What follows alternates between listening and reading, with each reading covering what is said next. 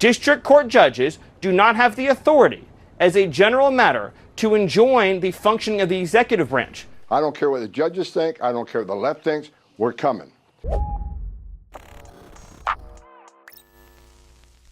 Well, we have officially reached the point where the Trump administration is now openly defying court orders. Now, up until this point, they've tried to at least provide some legal rationale for their non-compliance, even if it was flimsy. And though some Trump administration officials are still trying to uphold that facade because that's beneficial to them, others, including the vice president, are just now admitting they're going to do what they want, and there's nothing that the courts can do to stop them.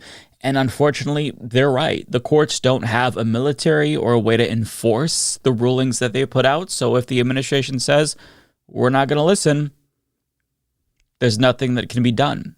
And this is one of many lines that the Trump administration has recently crossed. In addition to this, Trump wrote on Truth Social that the preemptive pardons Biden gave to members of the House Select Committee on January 6th were now null and void because of this tweet that he made on Truth Social, and he announced his plans to investigate them. And by the way, he has no authority whatsoever to do this, but nonetheless, he's certainly going to try. He also asserted a new broad presidential power, arguing that he can actually circumvent Congress and unilaterally make political appointments without their approval. On top of that, his FBI is now looking to criminally charge environmental groups like Habitat for Humanity because they received grants from the EPA, which they claim are fraudulent. Also, another green card holder was detained by ICE and violently interrogated, stripped naked, and put in a cold shower after being detained at Boston Logan International Airport, despite no evidence that he committed a crime. And when it comes to immigration, the crackdown continues, and the Trump administration is creating a registry for undocumented immigrants and is claiming that if they fail to register, that's tantamount to them committing a crime, so they're presumably using this Hitlerian registry as a justification to expel all undocumented immigrants or detain them indefinitely as an alternative. And on that note, mercenary groups aligned with Republicans like Blackwater, whose war criminals were actually pardoned by Donald Trump in 2020 after they were convicted of committing a massacre, have proposed privatized concentration camps, which would presumably house undocumented immigrants indefinitely. They're also calling for a Gestapo run by citizens who would be able to arrest migrants themselves. And as draconian as that sounds, it's actually preferable, I guess, to this solution proposed by Republican congressional candidate Valentina Gomez, who says we should just execute undocumented immigrants. Yeah, and that right there is part of the reason why I refer to MAGA as a modern-day Nazi movement, because for all intents and purposes, this is a modern-day Nazi movement, and we need to stop pretending like that's not the case. We need to stop burying our heads in the sand and pretending that it's not exactly what it looks like. Now, while we're on the subject of immigration, Trump's DOJ is arguing that the president can unilaterally deport anyone he wants without any statutory authority, just on his inherent authority as president over national security, which isn't just an unprecedented argument as this tweet lays out, but it paves the way for the due process rights of all immigrants to be grossly violated, which isn't surprising because that's what they're already doing, but we'll come back to this later. It's just a lot for him to say that he can choose to deport anyone and the courts have no say. That is an amazing argument that a president is actually fucking making. Now, when it comes to free speech, I want to talk about that as well, because Trump seems hell-bent on destroying the First Amendment, and I know that every single partisan actor is going to accuse every president that they don't like of trying to destroy the First Amendment, but when I say Trump is trying to destroy the First Amendment, I mean he literally does not think people should have free speech. So he's sued media companies for criticizing him, and he's claimed that the Tesla boycott was illegal. And on top of that, he recently said that CNN and MSNBC's negative coverage of him is also illegal. And I believe that CNN and MSDNC, who literally write 97.6% bad about me, are political arms of the Democrat Party. And in my opinion, they're really corrupt and they're illegal. What they do is illegal. Now, incorrectly saying something is illegal when it isn't is very different than actually making it illegal. But to be clear, he doesn't have to literally outlaw criticism of him to make this a reality. He can make it de facto illegal to criticize him if there's this chilling effect on free speech and people are afraid to speak out against him. If his DOJ, FBI, and FCC go after people in media who criticize him, it doesn't matter that Fox News shits on Democrats and Biden all the time. But when it comes to him, he's special, and he doesn't think that it should be legal to criticize him. That's where we're at. So if you were wondering whether or not Trump has dictatorial ambitions, here's your evidence for the two of you who are still on the fence about that, or for the rest of you who are in denial. Now, he also thinks that it should be illegal to criticize judges that he has in his back pocket, like Eileen Cannon. And he said criticism of her also is illegal at the same event. Her name is Eileen Cannon. I did appoint her, federal judge. And these fake lawyers, these horrible human beings, were hitting her so hard, public relations-wise. They were playing the ref. I don't think it's legal. I don't think it's legal. So he doesn't think it's legal to criticize Eileen Cannon. The question is, does he think it should be illegal to criticize any judge or just the ones that he likes? And it seems like he just doesn't think the ones that he likes should be criticized. And I say that because Republicans like Senator Mike Lee is one of many Republicans who attacked a judge who temporarily blocked Trump's deportation of Venezuelan immigrants. In fact, he called for his impeachment because this judge issued this decision that he disagrees with. But that's seemingly not illegal in Trump's opinion because he agrees with Mike Lee's criticism. And also, according to him, the law is what he says it is based on another executive order that he signed a couple of weeks ago. So I'll just say what we're all thinking. Yes, this is dictatorship. And I think that we've reached a point where we are now in a liberal regime that's moving further along the spectrum towards authoritarianism. Trump has officially begun to target his political opponents, and he's also targeting the First Amendment and trying to make it so that way you can't criticize him, and he's discouraging media outlets from criticizing him by saying it's illegal to do that. On top of that, this administration just has not been complying with court orders, which is alarming since courts are the only remaining check on his power since Congress gave up even the pretense that they care about his various abuses of power. Now, as I said earlier, the Trump administration has always provided some flimsy justification for their non-compliance with court orders, which is why legal experts weren't ready to declare just yet that we were embroiled in a full-blown constitutional crisis. But that changed as of this week, and they're now just explicitly saying they're not going to listen to courts. As attorney Mark Zed put it, Trump's defiance of a judge's order to halt deportations of Venezuelans marks the beginning of what he's calling a true constitutional crisis. And before you accuse him of being hyperbolic, some Trump officials are just admitting it, like J.D. Vance, who responded to an Axios article about how the White House says it ignored a court order by saying there were violent criminals and rapists in our country. Democrats fought to keep them here. President Trump deported them. In other words, yeah, we ignored a court order. What are you going to do about it?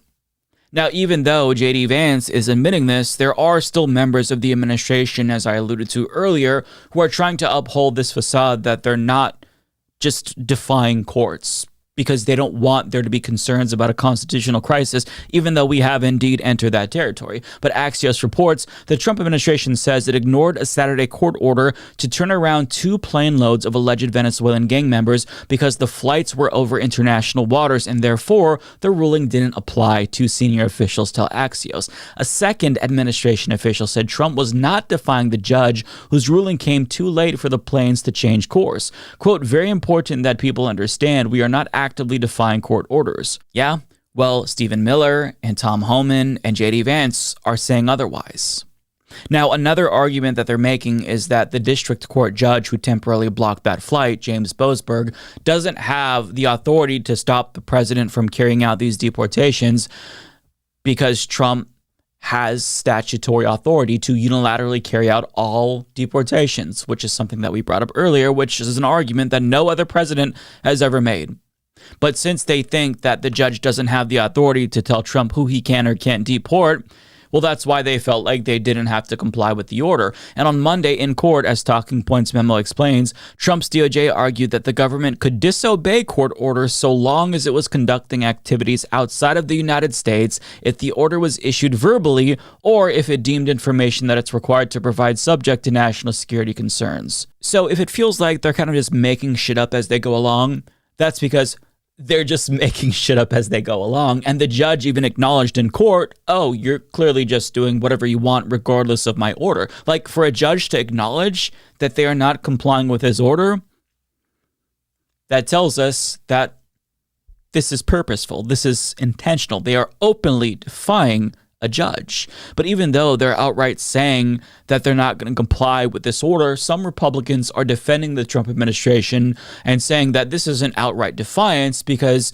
Judge Boasberg's emergency ruling was just issued too late. And if the planes were already in the sky, what could they do? You can't turn them around. But here's the thing. They knew a judge would take issue with this before it was blocked, which is why they released this new executive order invoking the Alien Enemies Act at a very conspicuous time and rushed those deportations through as fast as possible before a judge could intervene. But they're also simultaneously saying that it doesn't really matter what judges say because the president has the power to deport anyone because he has statutory authority to make deportations as a matter of foreign policy, and he's commander-in-chief, so he can do what the fuck he wants. But they're basically trying to have it both ways. On one hand, they're trying to say that they couldn't possibly have complied with this order since the planes were already up in the sky, which is a lie. But even if they could, they didn't have to comply since Trump has the statutory authority to deport anyone he wants as commander-in-chief. It's like they're trying to nuance troll us into a constitutional crisis. And the Venezuelan deportations in particular came after Trump invoked the Alien Enemies Act of 1789, which is the law used during World War II to detain Japanese Americans in internment camps. And the way that this executive order is worded makes it so that way the Trump administration can basically characterize any Venezuelan migrant as a member of a gang, or perhaps any immigrant in general as a gang, and deport them on those grounds, thus denying them due process because, well, they said they're a gang, so it must be true, we must deport them immediately. And the Trump administration is claiming that all of the people that they deported were gang members, but they didn't actually provide any evidence for that claim, and there was zero transparency throughout the entire process. According to the New York Times, multiple relatives of the men who have been deported claimed that they were not affiliated with gangs, contrary to the Trump administration's claims, and the mother of one of those immigrants said that she got a call from her son telling her that he was going to be deported and didn't really know where they were going to take him, and his name disappeared from the Immigration and Customs website, so she wasn't able to track where her son was. And furthermore, she claims that they gave her no evidence whatsoever, like the other relatives, that her son was part of a gang. Now, come to find out, her son was transported to an El Salvadorian prison, and we know this because the president of El Salvador, who is aligned with Donald Trump and is a fascist himself, tweeted confirmation that he received all of the men and shared this video of their faces and heads being shaved and then being marched into a massive cell. This is kind of like fascist porn. And when I say porn, I mean that conservatives were blowing their fucking loads to this video with no concern whatsoever, of course, about whether or not these men had their due process rights violated, or the fact that these families say that the men aren't actually in gangs. Sure, some of them maybe were, but if you have multiple relatives saying this is not somebody who's a gang member, I think that's cause for concern. No, not to the Trump people, because they don't care. All immigrants are evil and gang members as far as they're concerned, so fuck them all. It doesn't matter if their due process rights are being violated. It doesn't matter if the process is shady. It doesn't matter where we take them to, just get them out. It's so gross. We're seeing fascism and watching democracy die with thunderous applause, effectively, and I just don't know how to process that. It's very blackpilling. Now, this was done, again, in defiance of a court. I have to keep emphasizing that because I don't think that we should let that fact slide. But this isn't the only instance of the Trump administration defying a court. In fact, it's not the only time he's defied a court this week, because as the New York Times reports, Rasha Alawa, a doctor at Brown University who specializes in kidney transplants, was also deported in defiance of a court order. Now, per CNN, she later reportedly acknowledged that when she was in Lebanon, she attended the funeral of the Hezbollah leader recently assassinated by Israel, and they found pictures of him on her phone. Now, why they were looking through her phone in the first place is a question that still hasn't been answered, and that's kind of weird. But believe it or not, the First Amendment applies to everyone in the United States, including H-1B visa holders like her. So you may not like that she seemingly supports Nasrallah, but she has a right to support Nasrallah. Moreover, the fact that her deportation was carried out in defiance of a court order is a problem. Because look, maybe you don't care about this person in particular, but if the process isn't followed, if courts' decisions are no longer acknowledged, the Constitution is no longer in effect, and the rule of law is null and void. But I don't think that people really understand that. Like when we talk about Mahmoud Khalil, people who support Israel will say, well, he was, a pro-Palestine protester, so fuck him. And they'll lie and say that he supported Hamas, while not realizing that this is something that could affect them as well, right? Because in the event we had a Democratic administration that was pro-Palestine, inconceivable, but in the event that were to happen, or if a Democrat wanted to create hate speech laws, they could be fucked over by it, which is why we all should fight for freedom of speech and the First Amendment, because it affects all of us. It's something that we all, I thought, cared about, but apparently not. But, it seems like the end goal here is to just make sure that the Constitution is null and void. Trump wants the law to be whatever he says the law is. And even though this is new for America, it's not new around the world. I mean, there are plenty of countries where presidents rule by decree without judicial oversight and where the legislatures basically act as rubber stamps for the executive. We call these kinds of systems dictatorships, though. And it was my understanding that Americans didn't want to live in a dictatorship. But here we are. Now, listen, I'm not going to say that we are definitively a dictatorship. That's currently not the case. I don't believe that. The fact that you and I can still criticize this administration is evidence that we haven't entered dictator territory just yet. But sadly, we are headed in that direction very clearly because Trump wants to be a dictator and is taking meaningful steps to make that a reality and claiming that criticism of him is illegal. I mean, permanent residents like Mahmoud Khalil are already being punished for political speech. And the question is, are citizens next? We'll presumably find out soon, and what happens in the near future will determine what kind of a regime America is going to be going forward. Will we be a flawed, increasingly illiberal democracy like we are now, or will we fall to full-blown authoritarianism like so many other countries have? That question will be answered for us shortly. Mike is a total shitlib. Once he started shilling for the DNC, I stopped watching. So I definitely won't be hitting the subscribe button or turning on notifications by clicking the bell. No way. It's very sad, I know.